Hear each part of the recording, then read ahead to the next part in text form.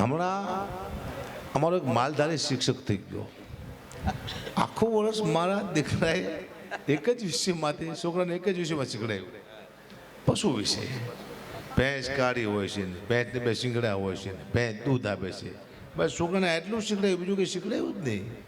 તો બીજા સાહેબ પરીક્ષા લેવા માટે આવ્યા ને છોકરાને ઊભા કર્યા કે છગન ઊભો થા, આપણા પ્રાણી વિશે બે શબ્દ બોલ. છગન કે આપણું પ્રાણી ભેંસ છે, ભેંસ કાળી હોય છે, ભેંસને બે શીંગડા હોય છે, ભેંસ દૂધ આપે છે. સરસ બેટા, બે જાઓ. મગન તું બોતા, આપણી શાળા વિશે આપણી સ્કૂલ વિશે બે શબ્દ બોલ. મગન કે આપણી શાળા સુંદર છે, આપણી શાળાની બહાર એક ભેંસ ઊભી હોય છે, ભેંસ કાળી હોય છે, ભેંસને બે શીંગડા હોય છે, ભેંસ દૂધ આપે છે. સાહેબ કે બે જા સાલા એકને એક વાત કરે છે. બેજા બેટા માધવ તું પોતા, આપણા વડાપ્રધાન વિશે બે શબ્દ બોલ. માધવ કે આપણા વડાપ્રધાન નરેન્દ્ર મોદી છે, એ ભેંસનું દૂધ ખાય છે, ભેંસ કાળી હોય છે, ભેંસને બે શીંગડા હોય છે, ભેંસ દૂધ આપે છે. અને સાહેબ અહીંયાથી કંટાળીને ગાડી લઈને ભાગ્યા બિચારા. તો બહાર જઈને સાહેબ સીધા ભેંસ અરે ભટકાણા. તે સાહેબ કોમામાં વહી ગયા. મહિના પછી સાહેબ ભાનમાં આવ્યા. સાહેબને કોઈ પૂછ્યું કે સાહેબ શું થયું? કે ભેંસ ભટકાણી, ભેંસ કાળી હોય છે, ભેંસને બે શીંગડા હોય છે. બોલો બહાર કે સાહેબ ત્યાં લોકો નહીં, દુઃખની વાત છે, કરવી પડશે. બે કાળી છે ને બધા, દુઃખની વાત છે પણ કરવી પડશે. આ હે ને મેં હમણાં કીધું હતું કે હું સલાહ નથી આપતો, એકવાર સલાહ આપી હતી વ્યસન ન કરવું એવી, ત્યારનું મેં બંધ કર્યું છે. પણ વ્યસન કેટલું નુકસાનકારક છે હું તમને કહું, મને અનુભવ છે. હમણાં કંઈક વ્યસન મુક્તિનો કાર્યક્રમ હતો અને મને તો ખબર નથી કે વ્યસન મુક્તિનો કાર્યક્રમ છે. અહીંયા જો પછી ખબર પડી કે આ વ્યસન મુક્તિનો કાર્યક્રમ છે. હું જઈને બેઠો તો બધા સાહેબો અધિકારીઓ આવ્યા. મને કે ગુબા એક કામ કરો. શું? બધાને તમાકુ બંધ કરાવી દો, બધાને બીડી બંધ કરાવી દો, બધાને દારૂ બંધ કરાવી દો. મેં સાહેબ મેં ચાલુ કરાવ્યું હે કે ના? તો હું શું લેવા કરાવું? તમે કરાવી દો, મને કહો બંધ કરાવવાનું. 5 કરોડ માણસનું એમ કહું, 5 કરોડ માણસને કે તમે બીડી બંધ કરી દો, એના કરતાં 5,000 કારખાના બંધ કરો એટલે બીડી બંધ થઈ જાય. તમે 5 કરોડ માણસ એમ કહો કે તમાકુ બંધ કરી દો, એના 5,000 કારખાના બંધ કરો એટલે તમાકુ બંધ થઈ જાય. આમાં સલાહ આપવાની જરૂર છે નહીં. પણ નુકસાનકારક શું છે વ્યસન? તમને દાખલો આપું. 4 મિત્ર ફૂલ થઈ ગયા મારા દીકરા, એવા ફૂલ થઈ ગયા કે હાલો આપણે પાર્ટી કરી. એક મિત્રએ કીધું કે આપણી પાસે પૈસા નથી, આપણે પાર્ટી કરશું છે નહીં. બીજો મિત્ર બોલ્યો કે મારા ઘરે એક બોકડો બાંધ્યો છે, હું જઈશ તો મારી વહુને ખબર પડી જાય, તમે લઈ આવો. બોલા 3 ફૂલ થઈ ગયા મારા દીકરા. બોકડો લઈ આવ્યા, એની પાર્ટી કરી નાખી બોકડાની. સવારે પડ્યું, દારૂ ઉતરી ગયો, ઓલા પીધેલો હતો ઘરે ગયો. ત્યાં ઘરે ગયો તો બોકડો બાંધેલો. એની વહુને કે આ બોકડો ક્યાંથી આવ્યો? એની વહુ કે બોકડો મુઓ તારો બાપ રાતનો કૂતરો લઈ ગયો, જડતો નથી. બોલો મારા દીકરા કૂતરો ઉપાડી જાય. એટલું બધું વ્યસન નહીં કરવાનું કે આપણે શું ખાઈ જાય આપણને ખબર ન પડે. હા, આપણે પત્નીના પતિને કીધું તમને ખબર છે? એનો પતિ કે શું? કે હું રવિવાર રહું છું, હું મંગળવાર રહું છું, હું બુધવાર રહું છું, અમાર રહું છું, હું પૂનમ રહું છું, હું કેટલું બધું રહું છું. એનો પતિ કે તું ખાલી હકણી રહી, તો કઈ રહેવું ને શાંતિથી બેન તો રહી જ છું. અને મેં પત્નીની એક બુદ્ધિ જોઈ છે. એક પતિ અને પત્ની વાત કરતા હતા, એમાં પત્નીનો જે છેલ્લો જવાબ હતો લાસ્ટ, એ અદ્ભુત હતો. પત્નીના પતિને પૂછ્યું કે આ પુરુષ મળી જાય ક્યાં જતા છે?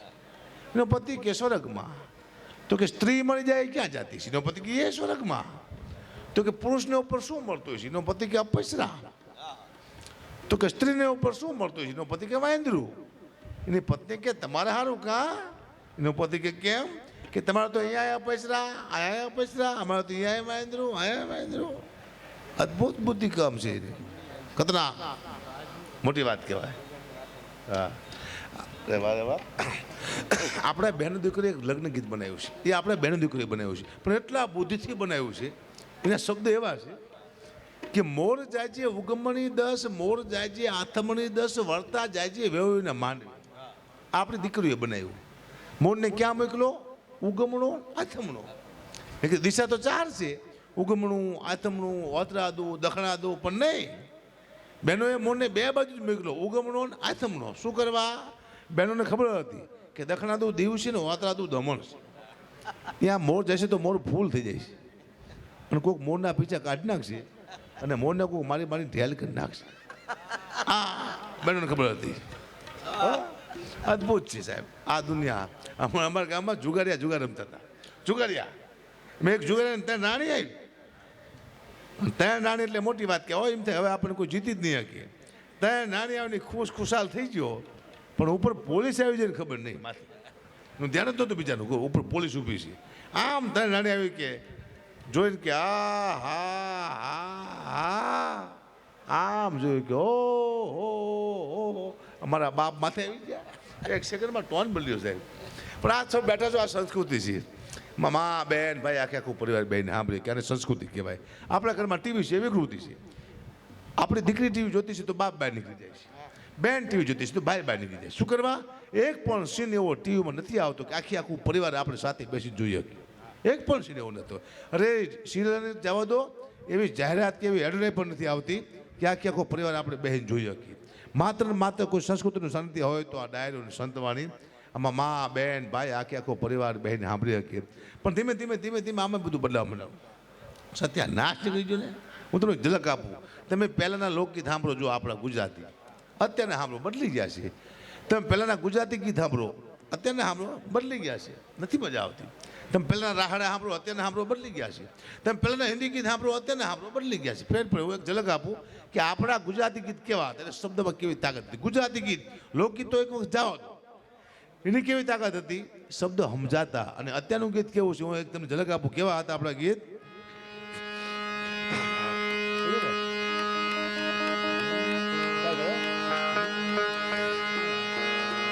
કે તમારા દલડાન વારો મારા રે હમ માનો જી રે.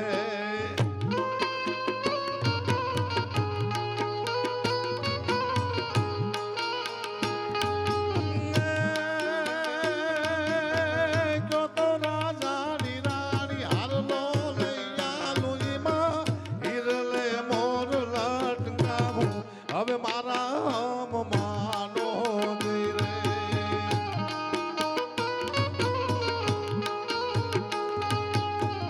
તમારા દલડાને તમારા રોદિયાન હે તમારા મનડાને મારો મારા રે હમ માનો રે.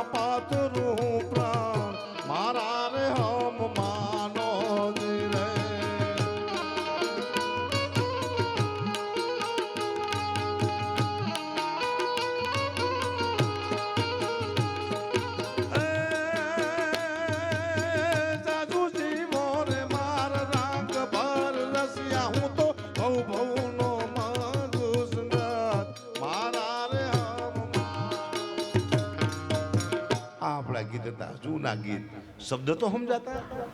અને હમણાં નવા ગીત આવ્યા. એક તો એવું ગીત આવ્યું હતું, સ્વિફ્ટ મોટર કાર ગાડી અમે તો ફરવાના, તો હપ્તા કોણ? તમારા બાપ ભરવાના. સીધા પડશો તમારા બાપુજીનું હોય. દુઃખની વાત છે પણ કરવી પડશે. બદલાણું. એક મારો મિત્ર છે દેવ પગલી, એનું ગીત આવ્યું હતું. ગીત મેં ગાયું, બહુ માતૃનું ગીત છે, મા ભગવતીનું, ઉમિયા મા ભગવતી મા કંઈક માગે છે. એ ગીત મેં ગાયું તો રાતે મને માતાજી સપનામાં આવ્યા. મને કે હે કોઈ દી ગાતી નો નહીં આ ગીત. માતાજી બેઠા મને એને ગમ્યું નહીં ગીત. હવે શું તકલીફ હતી? ગીત સારું છે પણ એક શબ્દમાં ફેરફાર થઈ ગયો. તમે એક લાઈન સંભળાવું, ગીત કેવું છે, એમાં શું ફેરફાર થયો? માતાજીને શું નું ગમ્યું? હે તારી મારી આબરૂનો સવાલ મારી માં મારો તે ટાઈમ હવે લાઈવ મારી માં.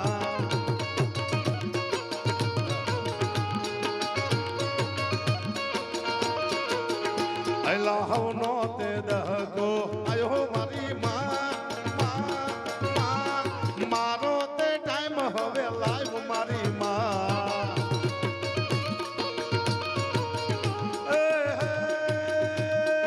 અંતરની વાત તું જાણે મારી માં, મારે બીજું તને કાંઈ જોને કેવું પડે ના.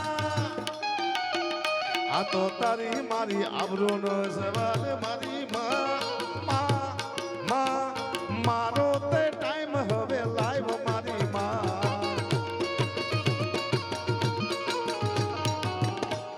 આ ગીત ગાયું ને આવ્યા રાતે માતાજી મને કહે શું ગાસ?